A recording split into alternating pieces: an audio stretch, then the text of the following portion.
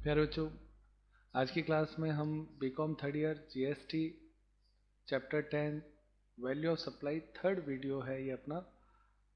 इसमें हम सीखेंगे कि value in the special circumstances on the basis of rules, यानी विशिष्ट दशाओं में नियमों के आधार पर मूल्यांकन, यानी कुछ ऐसी परिस्थितियां हैं जिनके अंतर्गत हमें वैल्यू ऑफ सप्लाई कैसे निकालनी है। तो कुछ स्पेशल कंडीशन हमने इससे पहले जो पढ़ा था उसमें स्पेसिफाइड था, जिसको हम बोलते हैं जनरलाइज, सामान्य परिस्थितियां जिसमें वैल्यू ऑफ सप्लाई कैसे निकाली जाती है, वो हमने देखा था। आज हम देख रहे हैं विशिष्ट परिस्थितियों में किस तरीके से कैलकुलेट करते हैं। तो सबसे पहली परिस्थिति आपके लिए है, मैं आज आपकी इस क्लास में 2 रूल सिखाऊंगा और 2 ही प्रैक्टिकल क्वेश्चन कराऊंगा। तो पहला रूल जो है वो आपका है नंबर 1, प्रतिफल न होने या मुद्रा में न होने पर पूर्ति का मूल्य, value of supply of goods and services where there is no consideration, यानी जब कंसिडरेशन न हो तो ऐसी स्थिति में आप वैल्यू ऑफ सप्लाई कैसे निकालेंगे। तो प्यारे बच्चों, ये भी एक विशेष परिस्थिति हो गई जिसमें ये कहा गया कि यदि प्रतिफल न हो, यानी कोई इस तरह का एक्सचेंज हो, लेना देना हो, लेकिन पैसा ना हो, इन मनी ना हो, तो उसको कैसे आप करेंगे। तो ये देखो वैल्यू, एक बार मैं हेडिंग वापस पढ़ देता हूँ, value of supply of goods and services, यानी आपको वैल्यू ऑफ सप्लाई कैलकुलेट करनी है गुड्स एंड सर्विसेज की, where there is no consideration, जिसमें लेने देने का मूल्य न लिखा हुआ हो, तो क्या होगा। तो प्यारे बच्चों, इसमें ये आप देखें 4 नियम हैं, 27A, 27B, 27C, और ये 27ABC जब ना हो तो ये 27D लागू होता है, जिसको हमने लिखा नियम 31 और नियम 30। तो 27A क्या कहता है, ये नियम कहता है, 27A कहता है, रूल 27A, खुले बाजार का मूल्य, यानी यदि आपके प्रतिफल न दे रखा हो तो आपको ओपन मार्केट प्राइस ले लेनी चाहिए। ये इसका पहला रूल है। क्लियर। तो ओपन मार्केट में, बाजार में क्या मूल्य पे, जैसे मान लो मैंने आप लोगों को कोई माल दिया 50,000 रुपये का, अब उसकी कोई ट्रांजैक्शन वैल्यू दे नहीं रखी है, तो ऐसी स्थिति में उसकी मार्केट में क्या वैल्यू है वो ले लो, तो उसको बोलते हैं ओपन मार्केट वैल्यू। तो सबसे पहले अपने को रूल 27A फॉलो करना है, यानी ओपन मार्केट वैल्यू देखनी है। नंबर 2, अगर ओपन मार्केट वैल्यू उपलब्ध ना हो, ये पॉसिबल ना हो, तो आप 27B पे आएंगे, वो कहता है समतुल्य मूल्य, यानी उसके समान मूल्य ले लो। तो जनरली इस तरह की जब सप्लाई या सर्विसेज होती है तो नया होता है, तो उस परिस्थिति में आप उसकी जैसी ही या उसके समतुल्य कोई भी चीज़ है, इक्विवेलेंट वैल्यू, यानी उस जैसी कोई भी वस्तु है तो उसके हिसाब से ले सकते हो। इक्विवेलेंट वैल्यू मतलब समान वस्तु के मूल्य के आधार पर। उसके बाद में थर्ड है 27C, वो कहते हैं उसी प्रकार की वस्तु का मूल्य, यदि मान लो उस तरीके की सिमिलर कोई वस्तु प्रोडक्ट है तो उस सिमिलर प्रोडक्ट की जो प्राइस होती है वो ही उसकी वैल्यू ले ली जाती है। तो ये भी इसके अंतर्गत आता है। तो ये आपका हो गया प्राइस ऑफ सिमिलर प्रोडक्ट। उसी तरह की अगर कोई वस्तु अवेलेबल है मार्केट में तो उसकी लेनी है। और अगर ये तीनों से ही, यानी 27A, 27B और 27C, open market, equivalent value और सिमिलर प्रोडक्ट तीनों ही ना हो, तो आप नियम 30 और 31 का अनुसार उसका वैल्यूएशन ले सकते हैं। तो देखो लिखा है, यदि 27A, 27B और 27C से संभव ना हो तो आप नियम 30 से लेंगे, और नियम 30 कहता है लागत का 110% आप उसकी वैल्यू मान लें। तो कॉस्ट तो हमें पता ही होती है उस प्रोडक्ट की, तो कॉस्ट का 110% लेते हैं तो वो आपके वैल्यू ऑफ सप्लाई हो जाएगा। ये आपका नियम है, रूल फर्स्ट। किस चीज़ के लिए है, value of supply of goods and services where there is no consideration, यानी अगर मूल्य न दिया हुआ हो तो इसके लिए हम एक क्वेश्चन करते हैं, जल्दी से देखें क्वेश्चन नंबर 9। तो बच्चों देखते हैं क्वेश्चन नंबर 9। ये क्वेश्चन आपके हेडिंग देखें, if consideration is not in money और देर इज नो कंसिडरेशन, जैसा कि हमने अभी रूल पढ़ा था 27 अंडर सेक्शन 27 पढ़ा था, तो उसी पे है। और ये देखो वो भी हेडिंग ऊपर सेम है, value in the special circumstances on the basis of the rules. तो अभी हमने रूल 27 पढ़ा है ना। तो रूल 27 जो है उसको यहाँ पे अप्लाई करना है इस क्वेश्चन में। तो कैसे करते हैं देखते हैं। प्रश्न एक बार मेरे साथ, जिंदल मोटर्स ने, ये क्वेश्चन आपके आरबीडी का है, ये भी मैं आप लोगों को बता देता हूँ। जिंदल मोटर्स ने गोयल मोटर्स को कुछ कारों की पूर्ति 10 लाख रुपए प्रति कार के मूल्य पर दी। तो 10 लाख रुपए एक कार के थे, ठीक। बदले में गोयल मोटर्स ने 10 लाख रुपए प्रति कार का भुगतान साथ में 70,000 रुपये की मोटरसाइकिल निःशुल्क पूर्ति के रूप में जिंदल मोटर्स को दी। बहुत स्पष्ट क्वेश्चन है। 10 लाख रुपए की उसने कार सप्लाई की, जबकि पेमेंट जिसने किया उसने पेमेंट क्या किया, 10 लाख रुपए प्लस एक मोटरसाइकिल उसको, यानी टोटल 10,70,000 की वैल्यू उसको देती। अब प्रश्न आपसे पूछा है कार की पूर्ति का मूल्य क्या होगा, तो यहाँ पे क्या होगा, तो इसमें पहला प्रश्न पूछा है यदि जिंदल मोटर्स ने किसी अन्य व्यक्ति को ऐसी कार 18% जीएसटी के साथ 12,27,200 रुपये 12,27,200 में विक्रय की हो और बदले में मोटरसाइकिल भी ना ली हो, ठीक है, तो पहली परिस्थिति आ गई हमारे पास। तो अगर ये परिस्थिति है तो ऑब्वियस है इसमें कौन सा नियम अप्लाई होगा, रूल अप्लाई होगा 27A। और 27A क्या है, ओपन मार्केट। ओके, तो ओपन मार्केट वैल्यू के हिसाब से इसको लेंगे, क्योंकि इसमें ओपन मार्केट वैल्यू दे रखी है कि अगर वो इसी तरह की वस्तु किसी और को देता तो कितने रुपए लेता, तो मार्केट वैल्यू दे रखी है तो ये हो जाएगी। अब इसको सॉल्व करना है, वो अभी हम इसको करते हैं। तो देखते हैं, पहले पॉइंट को हम पहले सॉल्व करेंगे फिर दूसरा ले लेंगे। तो बच्चों ये अपना क्वेश्चन नंबर 9 जो है उसका पहला पॉइंट वैल्यू ऑफ सप्लाई ले रहे हैं। ऑब्वियस हमने इसको पढ़ा, उसने कहा कि यदि दूसरे व्यक्ति को ये देता तो कितने में देता, तो इसका मतलब ये अंडर सेक्शन 27A में आएगा और ओपन मार्केट वैल्यू से लेना है। तो अब आप इसमें देखो, सबसे पहले इसने लिखा है प्राइस चार्ज, तो उसने दूसरे लोगों से कितनी चार्ज करी, तो यहाँ पे लिखेंगे प्राइस चार्ज। तो कितनी चार्ज करी वो दे रखी है 12,27,200, यहाँ पे लिख देंगे 12,27,200, ठीक है। ये आपके इसमें आपके क्या था, इंक्लूडिंग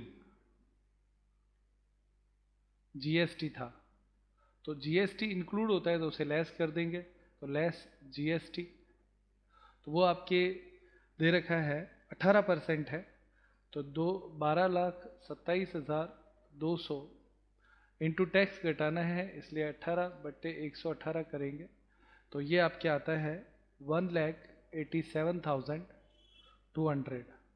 इसको लेस करेंगे, तो लेस करने से आपके इसका वैल्यू आएगा 10,40,000।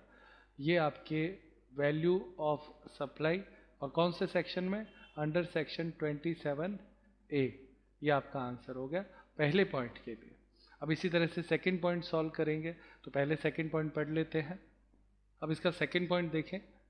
सेकंड पॉइंट इसमें दिया है यदि कार का खुले बाजार में मूल्य उपलब्ध नहीं है, ओपन मार्केट वैल्यू नहीं है, यानी 27A एप्लीकेबल नहीं हो सकता है, तो अन्य सूचनाएं भी उपलब्ध नहीं है और भी कोई जानकारी नहीं है, तो इक्विवेलेंट वैल्यू लिया जाता है, यानी 27B से आप इसे सॉल्व करेंगे। 27B कहते हैं इक्विवेलेंट वैल्यू। तो इक्विवेलेंट वैल्यू क्या है, इसकी एक कार के बदले में उसने 10 लाख रुपए और 70,000 रुपए की एक मोटरसाइकिल, यानी 10,70,000 रुपए टोटल वैल्यू उसको दे दी, तो ये आपके वैल्यू ऑफ सप्लाई हो जाएगा, ठीक है। तो इसको लिखते हैं कॉपी में। तो ये आपका सेकंड पॉइंट हुआ, value of supply under section 27B equivalent value. तो इसमें कार की वैल्यू कितनी है वो सबसे पहले लिख देंगे, कार वैल्यू वो तो है 10 लाख रुपए, प्लस इसमें मोटरसाइकिल और दी थी तो प्लस मोटरसाइकिल जोड़ देंगे, मोटरसाइकिल 70,000 रुपए की दी थी, तो टोटल वैल्यू इक्विवेलेंट किसकी हो गई, वो आपके वैल्यू ऑफ सप्लाई हो जाएगी 10,70,000। ये आपका सेकंड आंसर हो जाएगा, क्योंकि इसमें कौन सा मेथड लेना है, इक्विवेलेंट वैल्यू। तो इक्विवेलेंट वैल्यू उस कार के लिए कितना इक्वल अमाउंट दिया, 10,70,000 के बराबर दे दिया, तो ये इसकी इक्विवेलेंट वैल्यू हो जाएगी। नेक्स्ट देखते हैं थर्ड पॉइंट।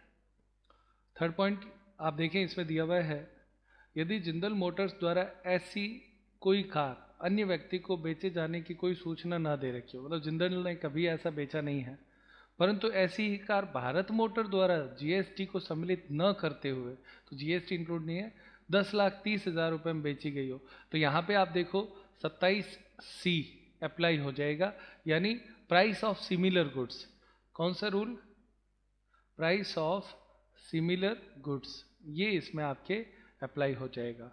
तो इसकी वैल्यू कितनी हो जाएगी, 10,30,000। तो बस इतना ही ये क्वेश्चन है आपकी। ये सारा क्वेश्चन आप इंग्लिश में भी इसको देख लें, और आप देखिए तीनों आंसर इसमें आपके दे रखे हैं 10,40,000 ओपन मार्केट वैल्यू से, अगर ओपन मार्केट नहीं है तो 10,70,000, और थर्ड स्थिति यानी फर्स्ट और सेकंड दोनों ही नहीं है तो आपको ये सिमिलर प्रोडक्ट जो है उसकी प्राइस लेनी होगी। तो उसको भी एक बार लिख लेते हैं क्वेश्चन में। तो ये आपके थर्ड सिचुएशन का आंसर इस तरीके से लिख देंगे, value of supply under section 27C price of similar goods. यदि आपके नहीं दिया हुआ वो प्रश्न में कि उसकी वैल्यू क्या है तो उसमें सिमिलर गुड्स की जो वैल्यू होती है वो उसका आंसर हो जाता है। तो ये आपका क्वेश्चन नंबर 9 था जो रूल 27A, B और C को क्लियर करता है। मैं उम्मीद करता हूँ आपको रूल 27 समझ में आया होगा। आगे देखते हैं मेरे बच्चों। अब हम देखते हैं सेकंड रूल आज का। सेकंड रूल ये कहता है कि भिन्न यानी अलग अलग या संबंधित व्यक्तियों जो आपस में रिलेटेड हो के बीच माल या सेवाओं की पूर्ति का मूल्य जब एजेंट न हो, यानी एजेंट नहीं है, अलग अलग व्यक्तियों में और संबंधित व्यक्तियों में वस्तुओं और माल और सेवाओं का आदान प्रदान जब होता है तो उसका वैल्यू कैसे लिया जाता है। तो ये आपके नियम 28 आएगा, रूल 28। ओके, तो रूल नियम 28A, रूल 28A कहता है कि यदि ऐसी सिचुएशन हो कि संबंधित व्यक्ति को दिया गया है या भिन्न व्यक्ति को, अब आप ये बात तो जानते हैं कि इसमें अमाउंट दी हुई नहीं होगी, नहीं दी हो तो सबसे पहले आपको क्या करना है, ओपन मार्केट वैल्यू ये आपको ले लेनी है, खुला बाजार मूल्य 27A। तो पहले 27A में हमने पढ़ा था, अब वही चीज़ 28A में है। ये कब है, जब हम अपने से रिलेटेड या अपने से अलग किसी व्यक्ति को ट्रांसफ़र करते हैं। नियम 2, अगर आपको ओपन मार्केट नहीं दिए हुए है वैल्यू तो ऐसी स्थिति में उसी प्रकार की वस्तु का मूल्य प्राइस ऑफ सिमिलर प्रोडक्ट ले लिया जाता है। इसमें पूर्तिकर्ता को एक विकल्प भी होता है कि यदि वो आगे किसी और को बेचने वाला है तो ऐसी स्थिति में कीमत का 90% भी लिया जा सकता है। तो प्यारे बच्चों 3 बातें इसमें आती हैं। 28A ओपन मार्केट वैल्यू ले लो, 28A नहीं है तो 28B एप्लीकेबल करो। तो B एप्लीकेबल करोगे तो उसको वो कहता है कि प्राइस ऑफ सिमिलर प्रोडक्ट। तो आप लोगों को ये भी पता है प्राइस ऑफ सिमिलर प्रोडक्ट क्या होती है।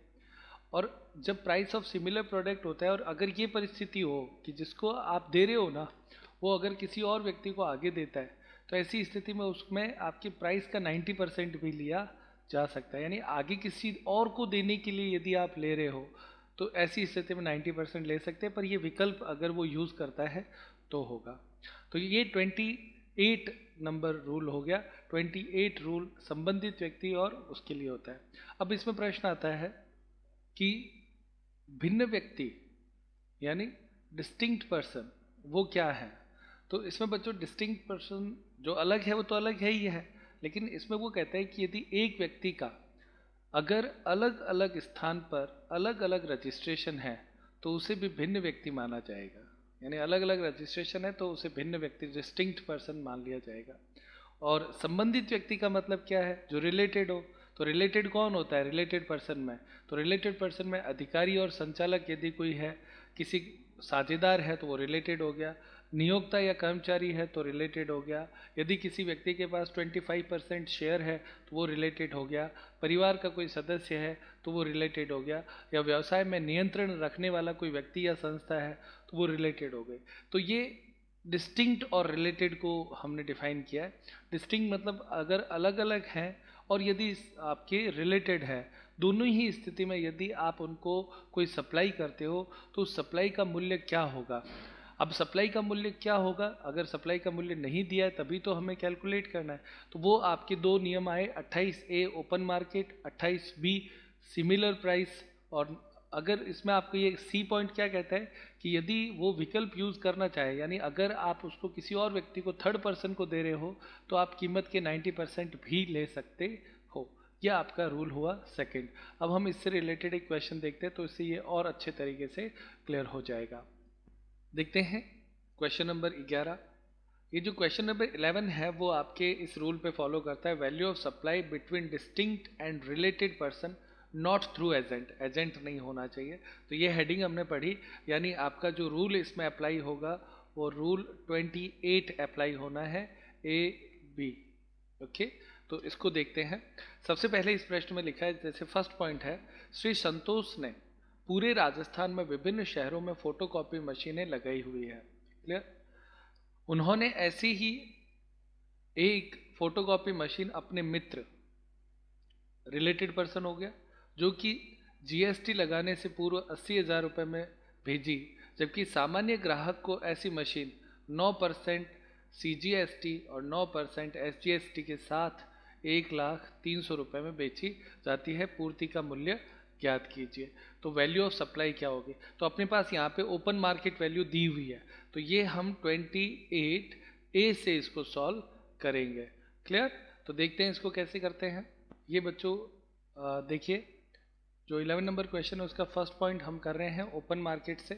तो उसमें आप देखो वैल्यू ऑफ जो गुड्स है वो आपको दे रखी है 1,03,000, 1,03,000, और हमने इसमें कहा कि भाई ओपन मार्केट वैल्यू दे रखी है तो उसको लेना है, लेकिन इस वैल्यू में क्या टैक्स जुड़ा हुआ है, तो अपने को लेस करना है टैक्स। तो टैक्स में आपके CGST SGST जुड़ा हुआ है तो वो घटा देंगे। 1,03,000 इंटू आपके टैक्स इसमें जुड़ा हुआ है 18%, तो 18/118 करेंगे और इसे सॉल्व करेंगे तो वैल्यू आती है 15,300। ये जब हम घटा देंगे तो इसकी वैल्यू आपके आएगी 95,000, यानी वैल्यू ऑफ सप्लाई जो है इस परिस्थिति में जब रिलेटेड व्यक्ति को दिया जाता है तो ओपन मार्केट वैल्यू से आप लेंगे। 28A नियम ये कहता है, और वो ये कहता है कि इस हिसाब से इसकी वैल्यू ऑफ सप्लाई 95,000 मानी जानी चाहिए।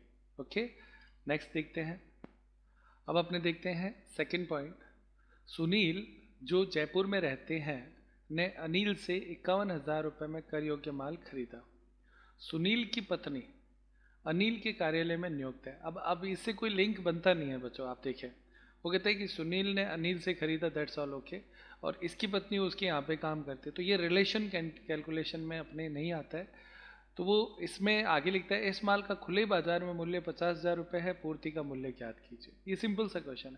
अब ज़्यादातर बच्चे क्या करेंगे इसमें, वो कहेंगे चलो ओपन मार्केट दे रखा है तो ये ले रहे हैं। नहीं, ओपन मार्केट तब लेना है ना जब आपके रिलेशन में हो, प्राइस नहीं दे रखी हो, रिलेशन फाइनल होता हो, या डिस्टिंक्ट व्यक्ति हो, अलग व्यक्ति हो। अब यहाँ पे ये नियम लागू ही नहीं होता, क्योंकि ये रिलेशन की तरह नहीं है। कोई कोई कहीं पे काम करता है उससे डीलिंग नहीं होती है। तो इस स्थिति पे आपके इसका आंसर 51,000 ही होगा, यानी यहाँ पे रिलेटेड पर्सन वाला नियम लागू नहीं होता है, इसलिए ओपन मार्केट वैल्यू नहीं लेंगे। जो ट्रांजैक्शन वैल्यू है वो ही वैल्यू ऑफ सप्लाई होगी। तो इसका value of supply will be 51,000। ये इसका आंसर हो गया। बस ये इतना ही करना है इसमें। नेक्स्ट देखो, थर्ड दिया हुआ है। अब देखते हैं थर्ड पॉइंट। आगरा की शर्मा लिमिटेड ने अपनी ब्रांच सानो लिमिटेड जयपुर को 200 मीटर कपड़े की पूर्ति 50,000 रुपये में की। तो ब्रांच थी, ब्रांच को किया है तो संबंधित व्यक्ति तो हो गए। सानू लिमिटेड इस कपड़े पर प्रक्रिया करके आगे बेचते हैं, वो भी बात ठीक है। शर्मा लिमिटेड ऐसा कपड़ा और किसी व्यक्ति के लिए नहीं बनाती है।